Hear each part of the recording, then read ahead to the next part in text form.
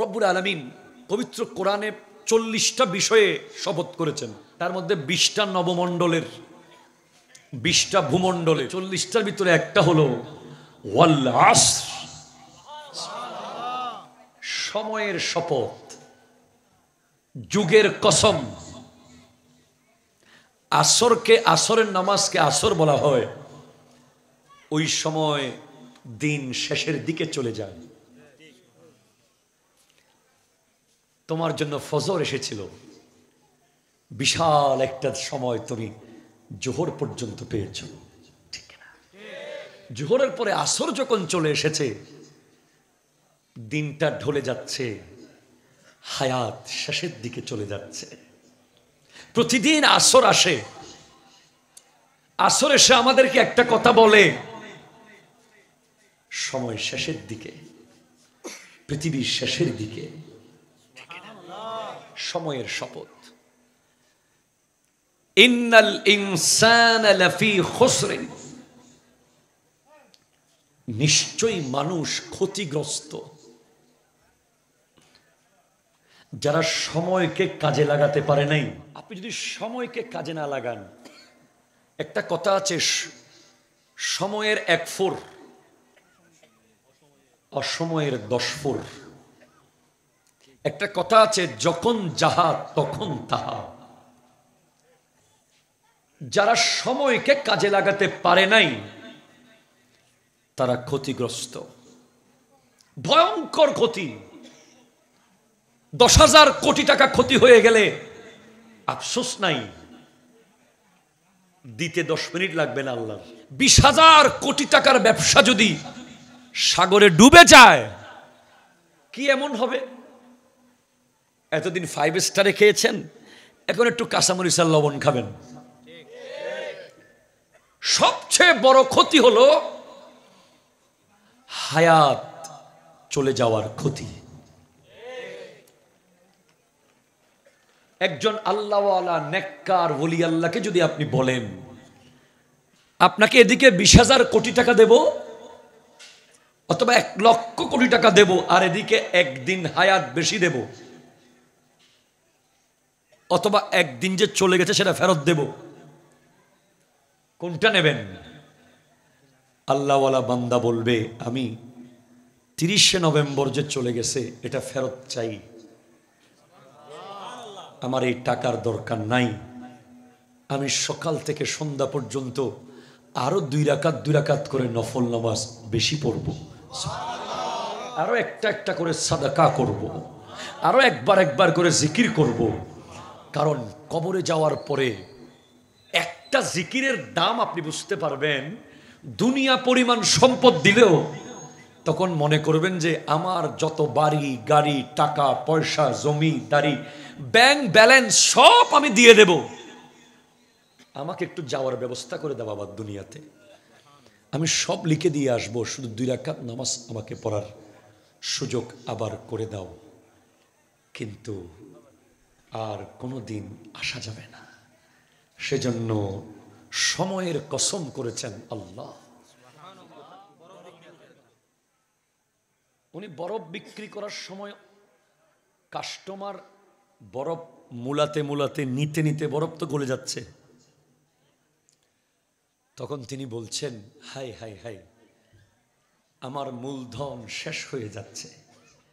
এই দৃশ্য দেখে আরেকজন আল্লাহওয়ালা বান্দা বলে, সামান্য বরফ গলে গেলে যদি মূলধন শেষ হয়ে যায়, আমার হায়াত যে গলে যাচ্ছে প্রতিদিন। আল্লাহু আকবার, জোরে বলেন। এই যে আপনি আজকে থেকে 40 বছর আগে কি তরুণ যুবক ছিলেন, আমি আজকে থেকে 20 বছর আগে কি খেলাধুলা আনন্দ করতাম।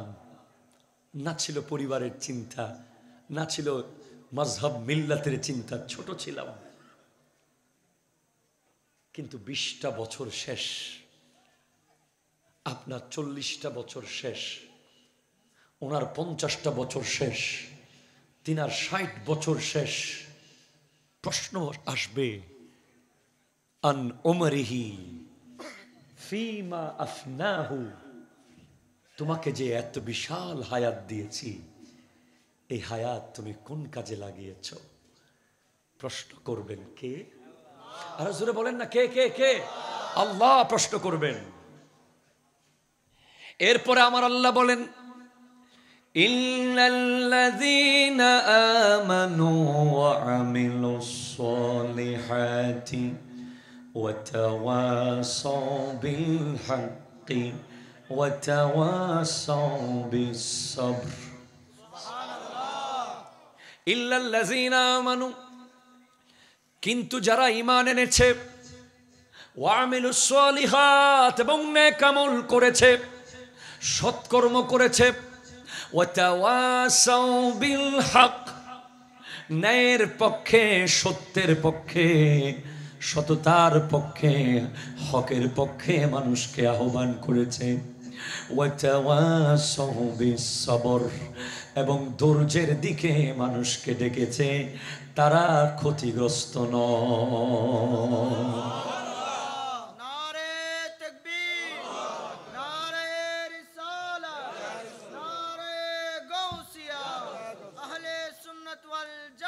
জিন্দাবাদ। মুফাসসিরিনে কেরাম বলেন, ইল্লাল্লাযীনা আমানু দ্বারা বোঝানো হয়েছে সিদ্দিক আকবর, ওয়া আমিলুস সালিহাত দ্বারা বোঝানো হয়েছে ওমর ফারুক আজমকে বোঝানো হয়েছে, ওয়া তাওয়াসাউ বিল হক দ্বারা হযরতে উসমান যুন্নুরাইনকে বোঝানো হয়েছে, ওয়া তাওয়াসাউ বিস সবর দ্বারা মাওলা আলীকে বোঝানো হয়েছে। ইল্লাল্লাযীনা আমানু, সিদ্দিক আকবর। তার মানে আপনি ঈমানের ক্ষেত্রে, আকীদার ক্ষেত্রে, প্রেমের ক্ষেত্রে, মুহাব্বতের ক্ষেত্রে আপনি একজনকে আইডল বানান। একটা বিশ্ববিদ্যালয়ে আপনি ভর্তি হয়ে যান, যে ইউনিভার্সিটির নাম হলো আবু বকর সিদ্দিক রাদিয়াল্লাহু তাআলা। ওয়া আমিলুস সালিহাত, অবশ্যই আমলে সালেহ, ইনারা এক একজনের চেয়ে কোনো দিকে কম নয়, সবাই এগিয়ে। এরপরেও আপনি সৎকর্মের ব্যাপারে একজনকে আপনি আইডল বানান, সৎকর্মের ব্যাপারে। কেন? কারণ আপনি দেখবেন এমন একটা যুগ আসবে, সৎকর্ম করবে মানুষ, একেবারে বহুত ভালো ভালো কাজ করবে, কিন্তু আল্লাহর শানে বেয়াদবি করবে। ঠিক কিনা? কথা জোরে বলেন। নবীজির শানে বেয়াদবি করবে, আউলিয়ায়ে কেরামের শানে গুস্তাগি করবে।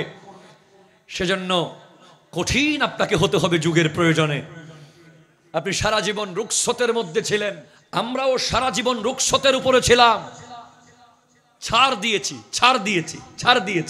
থাপ্পড় মেরেছে, থাপ্পড় মারি নাই, লাথি দিয়েছে, রিপিট দিই নাই, গালি দিয়েছে, রিপিট দিই নাই। কেন? সিদ্দিক আকবরের শিক্ষা হলো সবর। জোরে জোরে বলেন না সুবহানাল্লাহ। সিদ্দিক আকবর রুখসতের উপরে ছিলেন, আর ওমর ফারুক আজম আজিমতের উপরে। অন্যায় দেখেছেন, তলোয়ার বের করে গর্দান ফেলে দিয়েছেন। তো সময়ে সময়ে আপনাকে ফারুক আজমের আদর্শ নিতে হবে। ঠিক কিনা? কথা জোরে বলেন না। আজ বাংলাদেশের প্রেক্ষাপট, গোটা বিশ্বের প্রেক্ষাপটে আমরা স্পষ্ট করে জানাতে চাই, এই বাংলাদেশে কেউ যদি গোর গোবিন্দ হয়ে আসতে চায়, আমরা শাহজালাল হয়ে ময়দানে নামতে প্রস্তুত থাকবো। ঠিক কিনা?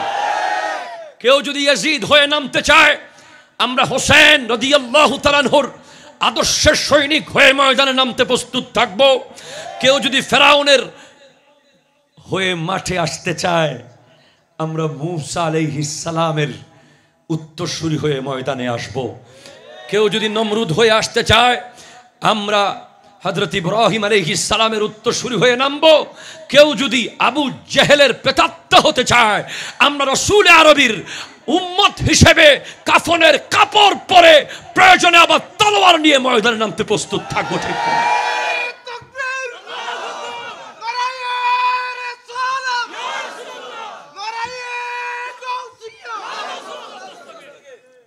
জোরে কথা বলেন, ঠিক কিনা বলেন?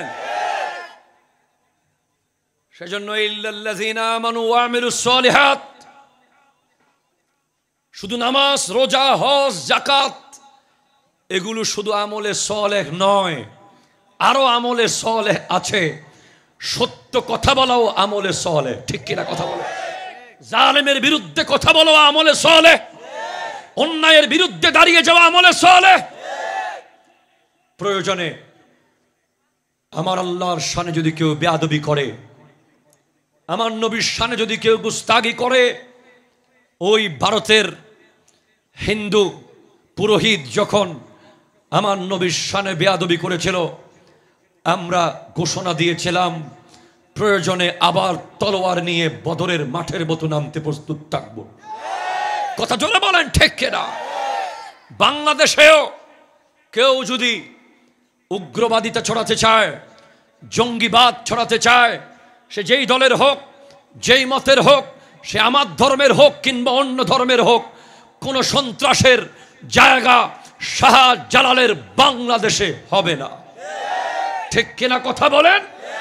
এই দেশের শান্তি সম্প্রীতি নিশ্চিত থাকবে, আগেও ছিল, এখনো আছে, ভবিষ্যতেও থাকবে।